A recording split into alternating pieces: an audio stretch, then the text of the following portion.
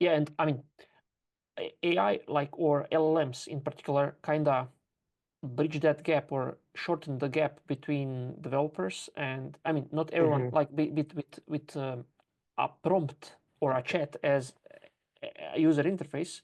Definitely, like, more people can become a developer, or Hmm. in air quotes, like, kind of have the Hmm. ability to build systems or something like that. I think the efficiency is much bigger on that side. But and then I mean, you can do horizontal stuff, building additional tools or building additional Hmm. building blocks for that.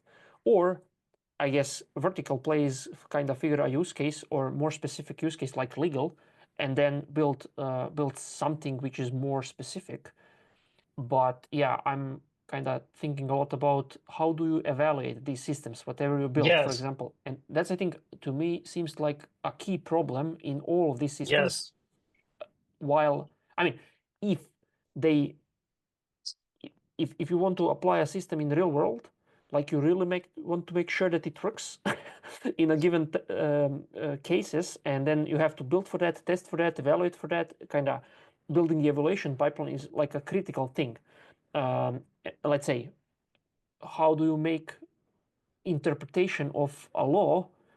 I mean, you have to really evaluate a bunch of interpretations. So in a correct way. That's a challenge in the domain. How do you do that? I don't know. That's something like an agent, let's say an agent in the legal case, have to be trained for somehow, and there has to be some kind of compute power spent on that problem, and probably also having human in the loop, because only humans currently can give the right feedback to these systems. That's also a challenge, how to make that efficient and how to train on a large scale these systems. Yeah, I totally agree. And this is something that we've been thinking about quite a bit is that, as you said, the barrier to entry to being a developer now is lower than ever before.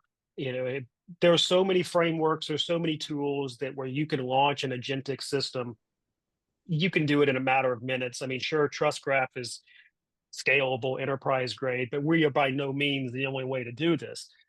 We've made very specific design decisions for, our philosophy, but we've been really thinking, but like you said, how do you test these agents? How do you know that you can trust these agents? And we've been really thinking about um, some concepts along that regards.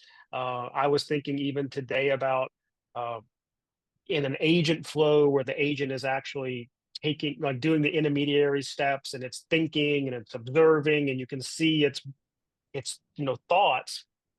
As you said, with the human in the loop, giving the human the ability to say, this thinking looks good, carry on, or go like, no, I don't think you're thinking about this problem in the right way, or maybe kind of go, I can't really tell.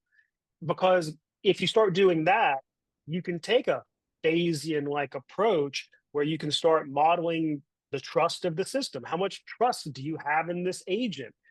Thumbs up, hey, that looks good, goes up.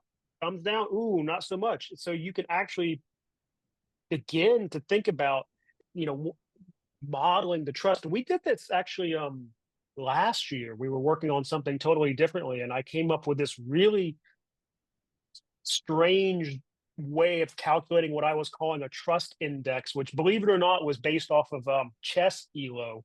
And that's another Mhm. long discussion why I did it that way. And the thing I learned was that if you show somebody a dimensionless number and then based on a choice, it goes up or goes down, people get really confused about that, and they didn't know how to interpret it. They felt very uncomfortable. So I learned that lesson. It can be underneath, that can be underneath the hood, but showing people that number and then going up and down, that spurred a lot of questions. So I have lots of experience in what doesn't work, uh, but I can't say that I know exactly what works.